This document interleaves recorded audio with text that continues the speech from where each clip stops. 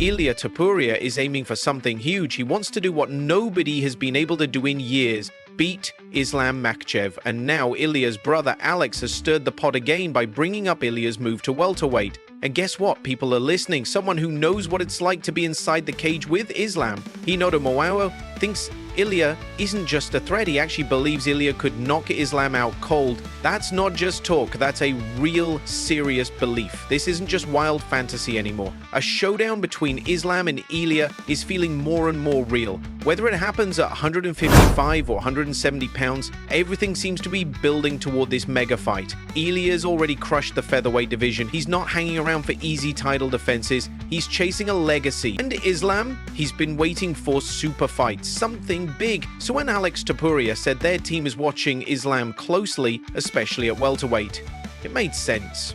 It wasn't just hype. Here's what could make it happen. If Ilia defeats Charles Oliveira and Islam becomes the welterweight champ, the UFC won't hesitate. They'll book the fight. It's just that big. Think about it. The unbeaten knockout artist going up against the most dominant grappler in the sport. That alone sells the fight. Their styles are pure fire. Ilia's deadly striking and accuracy up against Islam's relentless pressure and wrestling. And don't forget, Ilia isn't clueless on the ground. He's got jiu-jitsu skills too. He can survive, maybe even counter Islam. This one wouldn't be a blowout. Would be a war. I would like to watch Islam and Topuria, and I think right now, I think Ilia Topuria would beat Islam Makhachev. Wow. I think so. You think he'd knock him out like he did in 145? Man, we know it's very hard to knock Volkanovski out. You know how good Volkanovski showed up on his last performance against a very dangerous guy. You know, Volkanovski, he looked on his prime again. He did the 5 rounds. Man. And Max Holloway just went to the lightweight division on the beginning of the last year, knocked one of the most dangerous guys in the division, and then got back to 45 and got knocked out by Topuria. So that shows Topuria is, I think he's the real deal.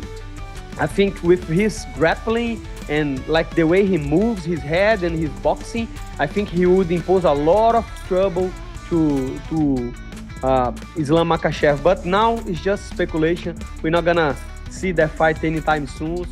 Now, Jack Della Maddalena, known as JDM, is also speaking out about fighting Islam. He's got the mindset of a true warrior. Jack says, yeah, Islam's a monster, but interestingly, he thinks Belal Muhammad is actually more dangerous when it comes to striking. Still, Jack gives Islam credit. He says Islam is like a more complete version of Belal. Better grappling, smarter fight IQ, stronger in the clinch. And yet, Jack isn't intimidated one bit. He truly believes he can beat Islam. And style-wise, this matchup could be crazy. Jack's a technician. He's got slick boxing, top-notch precision, and he's tough to take down. You can't just steamroll him. Islam, though, is a master of breaking opponents down. He pushes forward, controls the pace, and drags you into deep water where he thrives. If Islam moves up to fight someone like Jack and wins, that opens up so many massive opportunities. Imagine Islam versus Shavkat Rakhmonov. That's danger versus danger. Or how about a legacy story? Islam versus Belal Muhammad. They've trained together. Turning that into a competition would shake up the fight world. Then, there's Garry. That match would be next level. New school energy meets old school dominance. And let's not forget, a match between Islam and Kamaru Usman would be legendary if Usman's still in the mix. I mean, it's just, I think Islam Makhachev is a better version of Belal. I think his striking on the feet is, I think it's more, the striking on the feet, I think it's easier than Belal because he'll stay in one stance. He's more traditional style. But yeah, he's the pound for pound #1, so it's a tough fight. But I guess we'll watch all these fights again, make a solid game plan, and then just start working at it. From pretty much now, I'm going to start working on ways to beat him, different ways to get back on my feet, stuff in the takedown. But I'm pretty confident I can get this one done. You've got some great athletes and performers in your corner. So Volkanovski's obviously fought him before. Yep. Will you pick Volk's brain? Yeah, 100%. I definitely plan. After the last 2 fights, I've spent a bit of time in Wollongong. So yeah, I think probably the first stop. We go to Wollongong, talk to Volk, see what he reckons. Things exploded after Alex Topuria's comments. The MMA world started buzzing like crazy. Is this fight actually going to happen? It could if Ilia beats Charles Oliveira and Islam beats Jack Della Maddalena. There's almost no reason the UFC wouldn't make it happen, and now Islam has spoken up himself. He was asked directly, would he fight Ilia at 170 pounds? Islam's answer, yes. He's open to it, but only after he finishes his business at welterweight. That's a huge statement. It's not the kind of generic answer champions usually give. Islam didn't dodge the question, he faced it straight on. He's not just looking for one fight at 170, he's thinking about staying in that division and dominating everyone. That's major. Islam might be setting up a long-term run at welterweight, and Ilia could be right in his path. You know, everybody, like a lot of people ask me to fight Ilia, what do you think? You know, that makes sense. I fought with Ilia for what? Not belt, nothing, you know.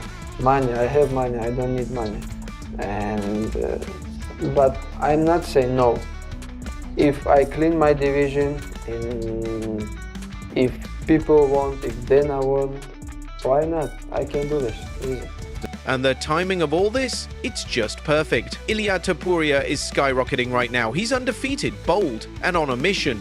This isn't some quick cash grab. He's carefully planning out every move with his team focused directly on Islam. This isn't a normal call-out. It feels personal. It feels like destiny. Islam, meanwhile, is climbing into rare territory. If he beats Jack Della Maddalena, he'll have crushed the welterweight champ after already ruling lightweight. That opens so many new doors. We're talking about potential rivalries with Ilia, Shavkat, and Belal. Each one of those fights could headline a pay-per-view, and fans would go wild for every single one. Ilia wants greatness. Islam wants to leave, no doubt. And as they both head into huge fights, the tension is building. You can feel it now. It's all up to the UFC to turn this into reality. And then there's Ian Garry's not staying quiet. He's putting everyone on notice, including Islam Makhachev. Ian says he's going to dominate Islam and the entire welterweight division. He believes this is a new era and he's ready to lead it. This division is loaded with young killers. Shavkat Rakhmonov, Jack Della Maddalena, Michael Morales, and Ian Garry himself. They're all under 30 and hungry. They're not just skilled, they're dangerous, driven, and full of energy. This is a new generation. And Ian?